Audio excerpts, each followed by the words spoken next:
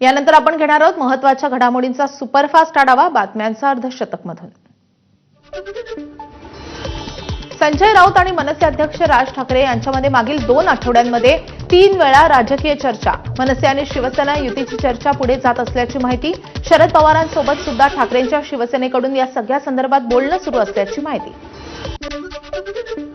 निलेश घायवळ प्रकरणातील आरोपांनंतर मंत्री योगेश कदम उपमुख्यमंत्री एकनाथ शिंदेंच्या भेटीला।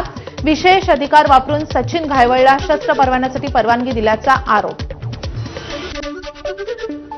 मुख्यमंत्री फडणवीस कॅबिनेट चालवतात की गुंडांची टोळी? खासदार संजय राऊतांचा सवाल।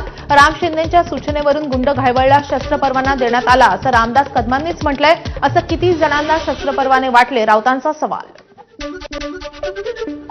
आम्हाला निवडून यायचं आहे, त्यामुळे निवडणुकीमध्ये आम्ही काहीतरी आश्वासन देतो। अजित पवारांच्या राष्ट्रवादीचे नेते बाबासाहेब पाटलांचं अजब विधान। लोकांना कर्जमाफीचा नाद लागलाय। बाळासाहेब पाटलांचं वादग्रस्त विधान। सहकार मंत्री बाबासाहेब पाटलांकडून एबीपी माझावर दिलगिरी व्यक्त। कर्जमाफीचं हे विधान वेगळ्या कारणासाठी होतं, मात्र यातून कुणाची जर मन दुखावली असतील तर माफी मागितली आहे। कृषी मंत्री शेतकऱ्यांची पिळवणूक करत आहेत। संजय राऊतांची प्रतिक्रिया। पक्ष फोडायला 100 कोटी मिळतात, ते शेतकऱ्यांना मिळत नाहीत। राऊतांचा बाबासाहेब पाटलांना उपरोधिक टोला। बाबासाहेब पाटलांचं वक्तव्य चुकीचं आहे, त्यात उपमुख्यमंत्री अजित पवार लक्ष घालतील। मंत्री छगन भुजबळ यांची प्रतिक्रिया।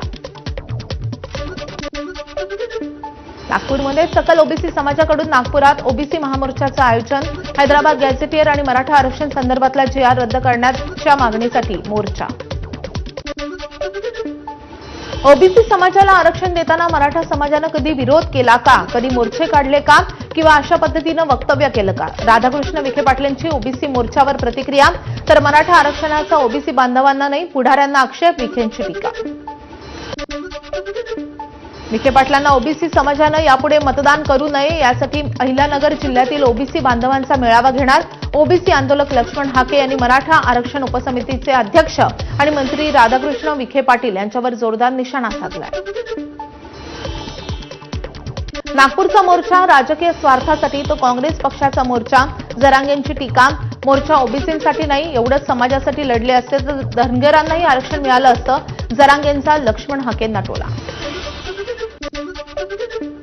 विजय वडेट्टीवार मोर्चा काढून ओबीसी समाजाची दिशाभूल करतायत। राष्ट्रीय ओबीसी महासंघाचे अध्यक्ष बबनराव तायवाडेंचा निशाणा।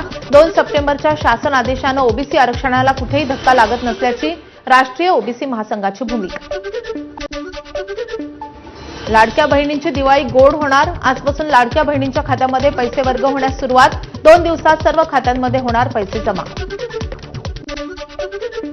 लाडक्या बहिणींना ई-केवायसी करावीच लागणार। केवायसीसाठी अडचणी येत असल्यास मुदतवाढीचा विचार करू।